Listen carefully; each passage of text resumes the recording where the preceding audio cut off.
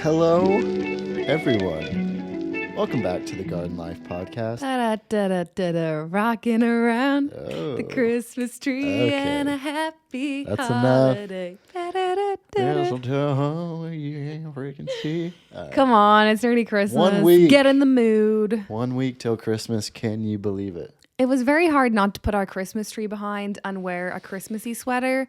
But don't worry, we have something very fun in store for you for Christmas Day. Yeah, something. Merry, merry, fun. merry, That's merry. what you just, okay. Somebody's feeling okay. Tone it down. Shut up. Yeah, we didn't put the Christmas tree because I overthink everything, and I'm like, well, if we put a Christmas tree, it dates the podcast, so you can't. We're talking so about we just Christmas have to be right boring. now. I don't know if I believe it, but Next week. I couldn't overthink it anymore, so I was like, yeah, we're just not gonna make it look like Christmas if you're watching on YouTube. I do have something to say. For anyone that solely listens to our podcast, you'll want to watch next week's. Gonna have a Christmas tree, something, we're gonna be wearing matching something. Well, I don't know about that. More than likely matching something. I doubt that, but And it's also gonna be Christmas Day. I know you might not watch the Duff and Dax on Christmas Day, but instead of Love Actually, you could put it on TV instead. No problem. there's probably nothing better than Christmas with the Duff and Dax. Or the day after Christmas is a great day for watching movies back to back. So you can just throw our podcast right in the middle of it. We're going to be entertaining, so your kids can watch it too. Maybe. Okay. Anyway. We're really building it up. Okay, it better be good. It'll be something fun. So make sure you tune in. Fun and embarrassing. Be on our Instagram and YouTube, and you can watch it. Yeah. All right. Today, so we are going to piggyback off last week. As we said, we are going to talk about the 5 things that rob your identity. Yeah, basically, another way to say that is just 5 things that tell you you're something you're not. Yeah. That actively are battling against your true identity, trying to convince you that you're not good enough, that you suck, and all the stuff that life does to us. So we're going to expose them today, and hopefully it'll just give you tools in your belt to combat these things, because once we become aware of something, then we're exactly that. We're aware of it, and we can do something about it. Fantastic, Blake. Thank you. Hell of an intro. All right. We're just going to get right into it, okay? Let's not waste any more time. Okay. All right. I don't think people understand your humor yet, so. Well, we have a long way to go, so. Oh my gosh. All right. So number 1, I think this is the biggest thing that lies to you, that tells you you're something you're not, that keeps you from actually becoming who you truly were created to be. The number 1 thing is fear. I think fear is one of the biggest things that we battle. It could be fear of just making a big decision that you need to make, fear of leaving a job to go into another one, fear of Getting outside of your box. Yeah. Literally. Like your comfort zone. Doing something different than what you've always done. Getting out of your comfort zone. Yeah. Is hard. Oh, remember I hate that saying, but it's so good and I love it. If you're So you don't hate it. No, it's fantastic. Okay. But I find it hard. I find it very challenging. If you're not what is it? If you're not changing, you're not growing? Yeah. If you're not if you're not if you're not changing, you're not growing. Do you love it or do you even know it? Both of it. Okay. Liberty does this thing where she goes, both of them. And does this thing with her hands. So yeah. So if you're not watching, both of them. We're just doing something stupid with our hands if you're just listening. But back to what we came here for. Fear sucks. But also a big thing is fear of what people will think. Like that can actually just cripple you and keep you stuck in the same thing that you've been doing that has never satisfied you, even when you started. But the thing that's keeping you there is actually just the fear of like, well, what are people going to think? Yeah. Because it's so different than anything else I've ever done. Or just the fear of doing it. Yeah, right. Like, I know depression is a lot to do with your past, but anxiety is all to do with your future. So if you're anxious or fearful about anything in your future, you can just live in that. Like, that's really I good. know for me, if I know Never that heard you say that before. Oh, for me, I know if you have to public speak, even though I'm not that bad. People like I just say to myself to get myself confident before I'm like, Americans are just listening to my accent. They don't even know what I'm saying. They don't even. That's probably true. They don't even know what I'm saying. So screw it.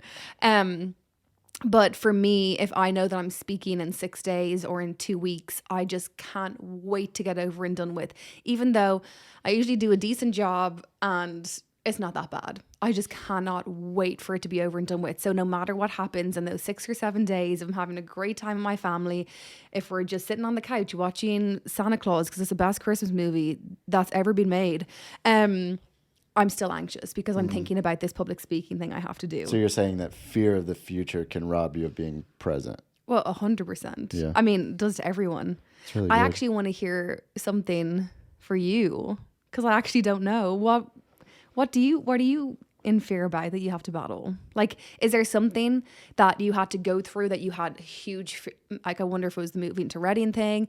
Give us something tangible like that. But also, is there something that you battle with couple times a year or even more than that with fear? I mean, I'd say I battle a lot with like fear of what people will think. Like, Okay.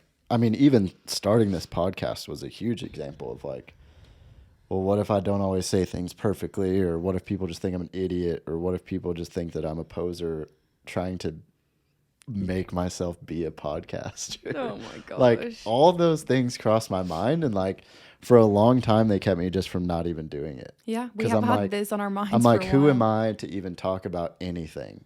Like, Right. and just fear like I'm not good enough. What are people going to think? All those things kept me stuck in just not doing it. And then finally it was just like, well, screw it. What's the worst that could happen? People don't listen. Great that nobody heard me. So like there's nothing to fear. Yeah. So That's what helped. yeah, I don't like what's the worst that could happen if I started a podcast? Yeah. It doesn't do well. Great. Okay, so fear then. Okay, so the first one, fear. This can be something that just robs you of who you are because one, you could be trying to please people because you're afraid what they might think. You might be afraid to take a next step because you don't want to step in. You fear the unknown. I think that's probably one of the yeah. biggest ones. Yeah. Oh, for sure. Fearing the unknown. Yeah. Were you listing more? No, that's it. I think people get the gist or what we said will spark something in them of Well, you what can't. their fear is. It's also might be a Bill Johnson quote, but you can't live in faith and fear at the same time, and that really helps me. Like, if I'm in fear, then I need to have more faith. Like, okay, so the birth Yeah, coming, they can't coexist. right? So like Yeah. the birth coming up, I don't think about it much because I've been so busy. But when I do think about it, I thought about it last night, and like I got a little bit anxious, just like, ooh, I wonder. And then I was like, I know it's going to be unbelievable. I'm going to be okay. Baby boy's going to be okay. It's going to be amazing. We're going to heal. And then we're going to be in the newborn phase. Yeah. Like, to combat fear with faith every time is the way that helps me. I don't know if that's what we want to talk about too. Oh What yeah, help- we should probably give examples of how to not be in fear. of what helps us, of Yeah. what helps me. Also, I'm like the younger me, just booking a one-way flight and pissing off to a country. Right now, I'm like, how did I not think about where am I going to live? How am I going to make money? But it's crazy. It's because I had faith. Like the whole time, I was like, you just assumed it was going to work out. oh or- yeah. All the Yeah. time. All my Irish friends say, you're so jammy. Jammy, You're yeah. so jammy. But even now, when Blake's like, hey, we're going to go away for a weekend, I'm like, oh my gosh, but like Liberty's naps, the pack and play, will she sleep in the pack and play? Like, it might just be easier if we don't go. Where's the drive? It's a 6-hour drive in America. What if the tire bursts? Like, oh my gosh. And I would get on a flight to Australia by myself at 24 Exactly. hours of travel. It's just Yeah. so weird how we do evolve and change. And I'm not saying I obviously have gotten more fear, especially since having kids. But every time that fear comes, I need to step in and Yeah. speak faith. Exactly. That's brilliant. Yeah. Okay, so number 2 is self-doubt Yeah.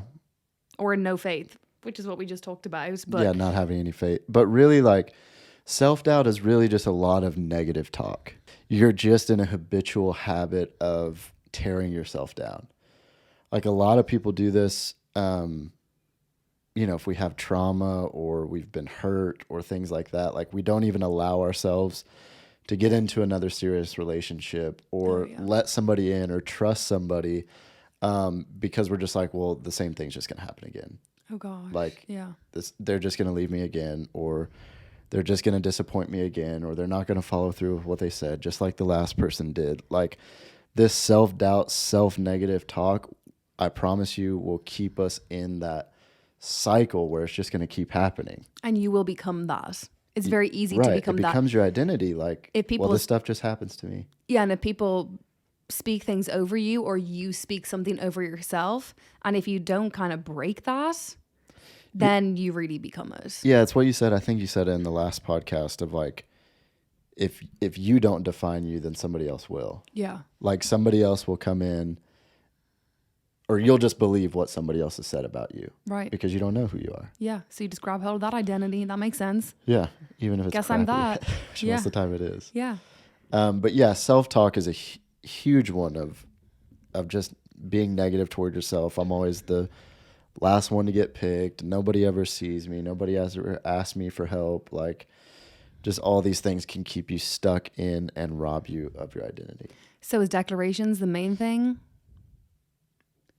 I think declarations is probably a tool for all of these. Like, it's a tool for fear, for sure, to be in faith. Okay, so tangible way. You can answer this one. Tangible way. If you have self-doubt of who you are and what you're created for, what do you do then? Yeah, well, first of all, I think all of us deal with this, these negative thoughts, these thoughts that say that we're not good enough or we're not qualified. But the main thing that I always do is go back to truth. Like, go back to what I believe that God says about me. I believe that he says that I am qualified, that I am righteous, that I am whole, that I can do all things. We've all heard this scripture, through Christ who gives me strength. Like, I know that my thoughts are a lie. Yeah. And I replace them with truth. And I think that's important, is like, we can't just, we talked about this in an episode already, but like, you can't fight a thought with another thought. Right. You need to replace it, and you need to speak it, and you need to, or just go and do it. Like, whatever thing you're in fear of and you're having self-doubt about, just go for it. Go for it. Okay, so we've talked through fear, self-doubt. Number 3 is relationships. Yes. Yeah, I mean, that can be, obviously, we know bad relationships aren't good. Mm-hmm. But also like familiar relationships, this is something we don't think about a lot, is just like people that you've been in a relationship for a long, long time. And you just think it's a good friendship or Yeah, relationship. I mean, sometimes that's great, but it's like when you have aspirations to do something, sometimes those people can be the ones that hold you back. Yeah. Because you want to stay in this familiar place. Like that's why leaving your family, like when I went to California and left my family and my friends, like that was really hard. Because I've known these people, I grew up with these people, they knew me, and it was like, now all of a sudden I'm the one leaving, going across the country. Like, it was actually a real battle I had of like, oh yeah, is this the right thing to leave these people that I've been in a relationship with so long? Yeah. So it could have been a thing that actually held me back from doing something that I knew I was meant to do. Or just if you're in a toxic relationship, like we both know well, being in a relationship and being with someone that you're not meant to be with, is miserable. Yeah. You're not yourself at all. You're trying to please someone else the whole time. Mm-hmm. And you can end up marrying those people and being with them for the rest of your life if you don't make the decision. Exactly. And the dangerous thing is, in order to stay in those relationships, you build up an identity, or you build up a false truth of like, well, this is just how my cards were dealt, or this is just what I'm going to have to deal with for the rest of my life. And you end up, and sometimes you even have to become the person they want you to become, because you want to stay in the relationship so bad because it's safe and feels good. Mm-hmm. So you actually, your identity changes to mold into relationships. Yeah. Either, and you can, in school, with a friendship group, you can totally change your personality and identity to fit into the group you want to fit into. Yeah. Same in relationships with your parents. You can, like, does anyone act different when they're around their parents? Maybe, maybe not. How are Christmas holidays for you? Like, so that's a big one too. Just toxic relationships can really affect our identity or help us define, again, who we are if we don't know who we are. friends will for sure define it for us. Yeah. And so I think it's important to find healthy community, find a group of people that are going after the same things you are, believe things that you want to believe or going after. And also fear comes into this a ton of like, how do you get out of those relationships is to not be in fear. Fear is the thing keeping you in relationships you don't want to be in. Yeah. Get in healthy community, talk to people, tell people what's going on. Right. That's how you can avoid those relationships. Okay. So, fourth one is consumption. So, what you consume on a day-to-day basis Yeah. does shape who you are. What you see, what you take in, for sure is what you can become. Yeah. It shapes exactly who you are. So what are you listening to? What are you watching all the time? What are you taking part in? What are things that are consuming you all the time? That will be the thing that you become. Yeah. So if you're a part of just constant drama, if you just love the gossip, like you're going to attract more drama. Yeah. You're going to be involved in drama all the time. Yeah. And this will become your identity. Is like, well, life is just this whole series of dramatic events after another, and it's like, oh my gosh, what a Tiring. freaking roller coaster. Yeah. And it's like, if you're consuming that every day, or if you're consuming the news, you're gonna have anxiety. Yeah. You're gonna have fear. You're gonna have so much confusion. You see one thing, you feel another, like it is gonna destroy you. Yeah. Well, one that I took for granted my whole life and didn't know was maybe affecting me was shows. Like watching, just turn on Netflix and picking a show. Like there's just certain things that I just can't watch anymore, don't want to watch anymore. You know, when you're watching something, Like and you Halloween movies. yeah, you just get the creeps from it. It doesn't feel good. Like Yeah. you're literally watching something and you're like, oh, I want to watch, but I don't want to watch. And you kind of feel a bit anxious. I just turn it off.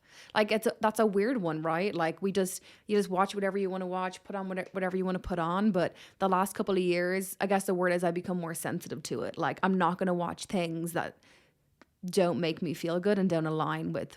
Yeah. Of course, there's, we love Suits. We watch like drama shows. Of course. I mean, it's entertaining, but there's just certain things that Blake and I just don't really watch anymore because it actually affects us. Mm-hmm. So that was a weird thing for me. And even the music I listen to, like, don't worry, guys, we're not too weird. But like just some things I don't listen to anymore because it just made me mad or angry or put me in this mood where like I'm actually not acting like myself. That sounds so weird. But we've just been, well, I know you have too, but for me, I've never realized that what I would watch, what I would listen to, people I would talk to, people I would talk about, people that would talk about other people, like I've just been super cautious of the last couple of years. If you feel icky after a conversation or after watching something, that's probably that little alarm that's going off in your body saying, check light, not sure if this is who you are, doesn't realign with what you believe. Okay, let's not do it again. Mm-hmm. I mean, the most obvious one is social media. Like in today's world, social media, you get all the news, all the gossip, all the opportunities for jealousy, envy, all of those things all in one scroll. Yeah. And it's like, if you're constantly consuming all of that, it's like, it is going to just rob your identity. You're going to always be comparing yourself. You're going to always be in confusion of what's actually happening in the world. You're going to be in fear, anxiety. Is the whole world falling apart? So what are you consuming? Take inventory of what you're consuming, because it's either feeding you into what your true identity is, or it's robbing you and making you become something you're not. Yeah, amen. It is. So the last one, number 5, is comparison. It is one of the most horrible things in the entire world. Is the worst things ever is to compare yourself to somebody else, because you're never going to be anybody else but yourself. And that's actually your biggest gift. That is incredible. So when I was younger, I for sure compared myself. My main one, let's all be honest here, my main one was I wanted to have skinny legs. I just wish I was born with skinny legs. Just wanted them to be stick thin. So my whole life, I compared every magazine, anyone that had skinny legs, and I would get so upset about it. It's so silly. But anyway, obviously we can compare our lives. So when you're scrolling on social media and you see somebody else and all you want is their life and you get so obsessed with it and you're so upset and then you have fear, self-doubt, you're consuming all this wrong stuff. It's just, I really believe that comparison and jealousy is one of the worst things in the world. Like, there is no one else in the world that you should rather be but you. Yeah. God created you to be you. Like, there's no other Blake Duffindak in the entire world. Preach. And that's freaking powerful. Yeah. It changed my life when someone said that to me. I compared, like, for sure, my teenage years going into my 20s, always compared myself to other girls. But it broke once I realized that, like, oh, heck no. Like, I want to be Vicky Kirtland, now Vicky Duffindak, and that's who I want to be. Yeah. And that's my gift, that I get to be who God created me to be. That is your greatest gift, guys. To literally, there's no one else in the world that's more you than you. And that is your greatest gift. It's really good. That one boils everything down of like, if you're comparing, then you're already trying to be somebody else, which isn't your true identity. Yeah. You're saying, I want to be something that I'm not. And it's like, it's good to have role models, people you look up to. You want to get to a certain place, certain level of maturity. There's nothing wrong with success. But when it becomes your identity, when it becomes, I won't be happy till then, Right. that's when it gets very toxic and you become something that you're not.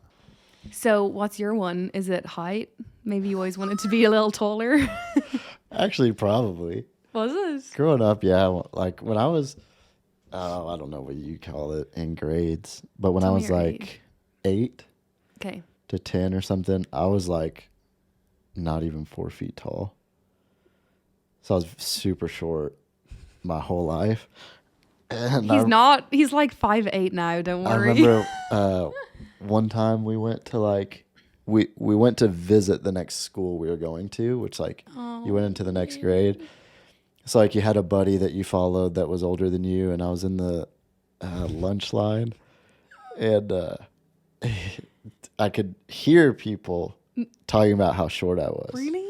But I was like just pretending like I couldn't hear, and I was just grabbing my peanut butter and jelly sandwich, trying not to cry.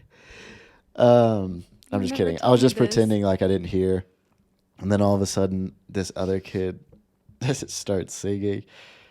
And he started singing that Aerosmith song, but he changed the lyrics. He was like, I wish I was tall. Dream on, dream on, dream on. Are you serious? Yeah. I've never heard this story. Like saying that I wish I was tall. Oh. So thanks for opening that wound. Bet they weren't as good looking as you though, babe. At the time, probably. Oh. Really had to grow into my ears. But it is funny, in all truth. I've never heard you say that you give a crap about being 5'8", which I mean isn't even that short. But do you have a problem with it? no. but that's cool. I mean, you obviously got over it and don't care anymore. How did you do that? Which being tall wouldn't have changed who I am.